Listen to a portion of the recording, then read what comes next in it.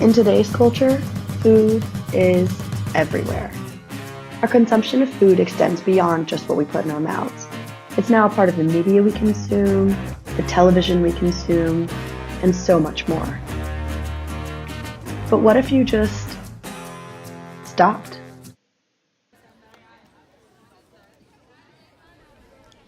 Anorexia nervosa is an eating disorder that includes food restriction, overexercise and overactivity, laxatives, purging, diuretics, slimming medicines, and many other methods to lose weight due to an individual's extreme obsession with their shape and weight.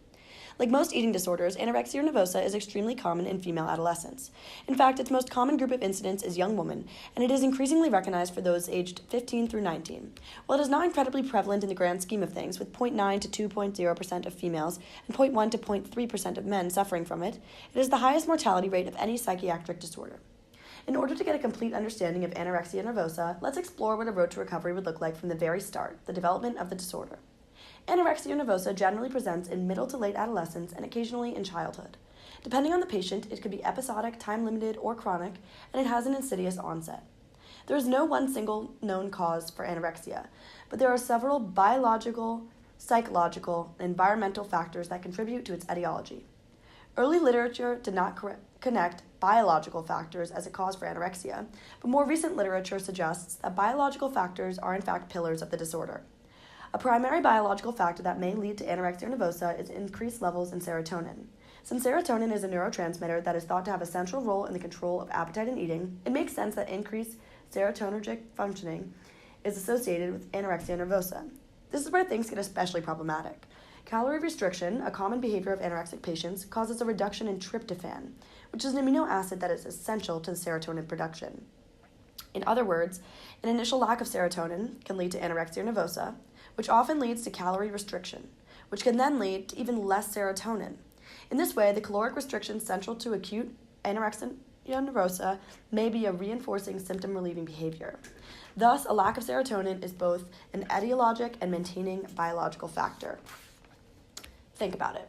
What other activity that is extremely pervasive in today's world involves caloric restriction? Dieting. Dieting is a significant precipitator for anorexia because the consequences of dieting and its serotonin implications, as we just mentioned, are important perpetuators of the illness, creating a feedback loop of type that intensifies dieting and weight loss. So, while there can be a variety of precipitators that trigger a genetic predisposition to anorexia nervosa, dieting appears to be the key which unlocks this important biological consequence of the reinforced serotonin reduction. Still, dieting cannot be labeled as the cause for anorexia because there are plenty of dieters who do not escalate to anorexics. In addition to biological factors, psychological factors play a large role in the etiology of anorexia nervosa as well. Again, varied precipitators could combine with a genetic predisposition to become anorexia nervosa. So there are several ideas regarding the psychological factors that relate to anorexia nervosa. First, having low self-esteem or self-image has straightforward associations with anorexia nervosa, which is fairly intuitive and not very surprising. Having a lot of concern or preoccupation with one's self-image, even if it isn't necessarily negative, is also regarded as a factor of contributing to the proliferation of food disorders, especially among young women. Combining anorexia as a method of primary avoidance with the theory behind ironic mental processes shows how it could backfire. The basic idea behind ironic mental processes is that trying not to think about something makes you more inclined to do so. So, not eating in order to avoid something, like a negative cognition, might make it even harder actually to avoid this cognition, which would then lead you to try and avoid it more vehemently and increase the severity of your anorexia. Having anxiety or other psychological disorders can sometimes lead to anorexia or be of similar nature as well. Stroop interference studies and similar assessments show that patients with eating disorders have anxiety-related thoughts. They're just targeted towards food and body-related thoughts in particular. The trouble with assessing psychological factors in body image in patients comes in the definition of body image itself. Slade defined body image as the picture we have in our minds of the size, shape, and form of our bodies, and to our feelings concerning these characteristics in our constituent body parts. The problem is we don't have a technology that can distinguish perceptual and attitudinal judgments in our body image, as Slade distinguishes. In addition, we don't have a solid metric for assessing how these judgments can be proven both internally and externally valid. In this day and age, it's pretty easy to see, and often hard to ignore, the extent to which environmental factors contribute to the formation and maintenance of eating disorders. Two main axioms regarding thinness stand out. First, societal standards perpetuate the idea that being thin equates to being beautiful. Beauty standards have changed a lot throughout the years, but one that seems to have remained constant is thinness.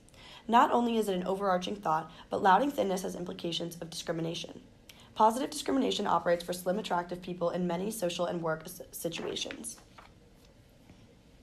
Fatness is characterized as a self-induced condition caused by self-indulgence, gluttony, or laziness. Moreover, fat people are actively discriminated against in a variety of social and employment circumstances.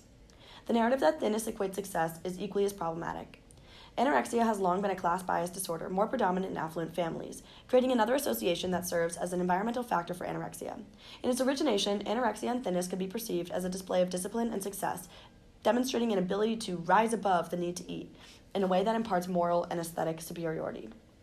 As many sufferers of anorexia nervosa reveal great fear for the criticism and rejection that would occur if their perceived flaws and shortcomings should become known, and they generally aim to report images of success, this association certainly drives disordered thinking to disordered eating.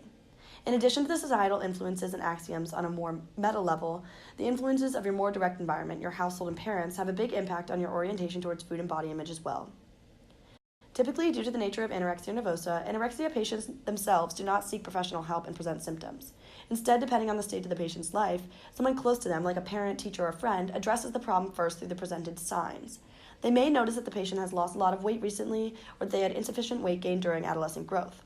Or if the patient successfully conceals their weight loss, the unhealthy balance of energy intakes and expenditures due to overexercise and/or caloric restriction may lead the patient to experience physical signs, like fatigue, weakness, or hair loss, among other things. If none of the physical signs arise, they may have deviant or abnormal behaviors related to food, like food restriction, secretive eating, vomiting, or other purging after eating, and excessive exercise. In the absence of these, they could just have general psychological symptoms and signs. If these are present in absence of anorexia nervosa or before anorexia nervosa is developed, they would likely worsen due to the malnutrition over the course of anorexia. After noticing the disorder, seeing a medical professional about the problem is the next step. Once they are brought to medical professionals, it isn't very difficult to diagnose anorexia nervosa. Doctors can perform basic medical investigations like blood tests, electrocardiography, weighing and measuring the patient, among other things. In addition to these tests and others that would rule out other possible causes, the following DSM-5 diagnostic criteria informs a technical anorexia nervosa diagnosis. Whether the prognosis for an anorexia nervosa sufferer is good or guarded depends on several factors, including if they are comorbid with other eating disorders. Comorbidity associates with a bleaker prognosis. Whether or not the treatment was sought voluntarily, patients who are compulsorily detained have increased mortality compared to those voluntarily treated. The nature of their weight, how low it is at start and how stable it is. Since anorexia nervosa is simply defined as 15% below expected weight instead of a specific number, it isn't true that a certain weight can lead to a worse prognosis than another. Stability is a more significant indicator. Even with a diagnosis, it is still often difficult to convince the patient to receive treatment. Generally, the goals include weight restoration, psychoeducation, behavioral, and cognitive interventions. Some treatments that have been proved unsuccessful include treatments where you remove privileges and give them back as rewards for weight gain. Another treatment that has been proven unsuccessful is short-term structured treatments like cognitive behavioral therapy and interpersonal psychotherapy, and also drugs and medication, even though both of those may work for other eating disorders. It can be hard to find good treatments because anorexia is a relatively uncommon disease, sufferers are reluctant to participate in their own treatment, let alone research, and anorexia results from a unique tension between aesthetic and utilitarian reactions to food ingestion. So you can't just cut it out completely, and you definitely need it to survive, but it is difficult to regulate it in a healthy way. Finding the right treatment often includes one or more of the following successful treatments. Accepting the low weight as long as it is stable and monitored, which can have slower weight gain but is more likely to be maintained. CBT-based transdiagnostic treatment. Multifaceted treatments that include several different approaches combined. Family work is a type of treatment that addresses not only ways that the patient can improve themselves, but also how the family can help prevent relapse as an effective support system. There's a fine line between assertiveness and being passive when helping to guide someone through recovery, and it's a really effective form of treatment to have both the patient and their families be seen separately and given help.